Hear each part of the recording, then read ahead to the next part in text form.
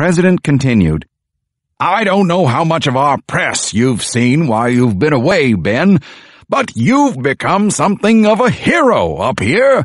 The more progressive citizens see you as a kind of abolitionist, a figure of progress in the march of civilization toward full equality. And the coloreds in the South see you as some kind of protector, a hero. It's damn good. Mr. President, I was just in the South, I said. Believe me, I'm nobody's hero there. I'm meeting the newspaper boys in a few minutes, he said. You'll be with me. I'll announce that I masterminded your adventure in the South. I'll disclose to them how I supported your efforts against the White Raiders. I'll pick up votes in New England, and I'll have the colored vote from now until the end of time. But you sent me to Eudora to investigate lynchings. Indeed I did. And if you'd reported back to me that lynching was a way of life among the leaders of the White South, I would have had to do something about it. Something that would enrage some white people, no matter how much it endeared me to the Negroes. That's why you didn't answer our telegrams? It wasn't convenient for me to hear from you yet, he said.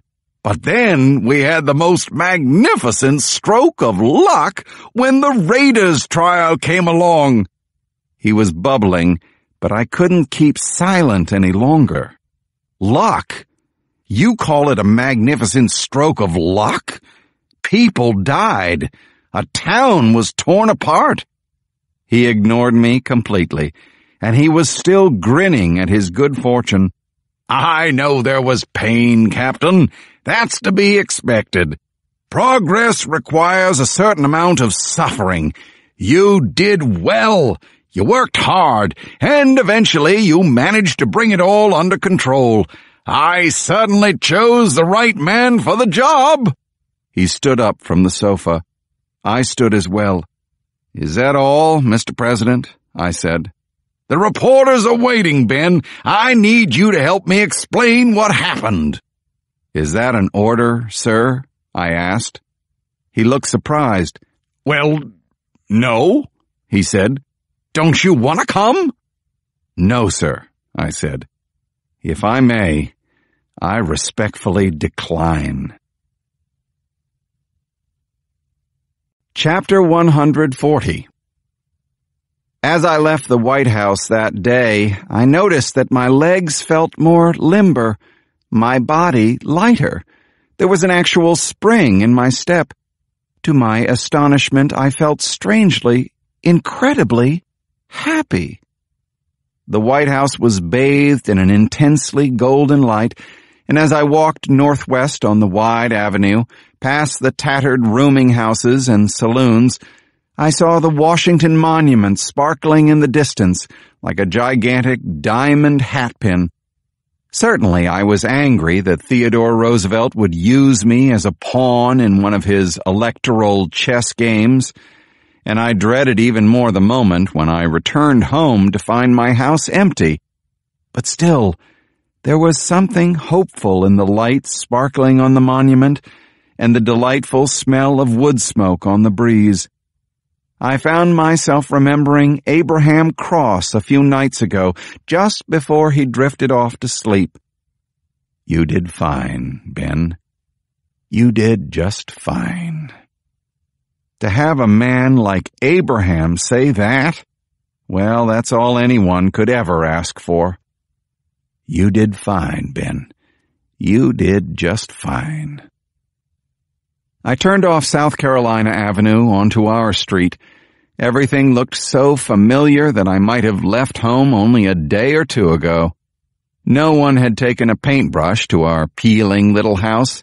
The second-floor shutters still hung tilted and broken, and the brick walkway was still perilously uneven. As I mounted the front steps, a summer's worth of anxiety was twisting my insides into a hard knot. I unlocked the door and stepped into the vestibule. All was still. I walked to the bottom of the stairs and stood there a few moments. And then I heard Alice's little voice. "I think I heard the front door," she said. I knelt down to remove 2 identical boxes wrapped in brown paper from my valise. I shucked off the paper and opened them. "Do you think it could be Papa?" Amelia asked. Then I heard Meg's voice. "I certainly hope so," she said. "Wouldn't that be wonderful?" I ran up those stairs clutching the gifts for my girls, identical brown fuzzy teddy bears, the most popular dolls of the day, inspired by President Roosevelt himself. "Daddy!" screamed my girls, all 3 of them. I took the little ones into my arms. "Now, which of you is Alice and which is Amelia?" I asked as they giggled and snuggled into my chest. Then I reached out my free arm. "And you must be Meg. I've missed you so much." Then Meg came into my arms too. "I'll never leave you again," I whispered. True to my word, I never did.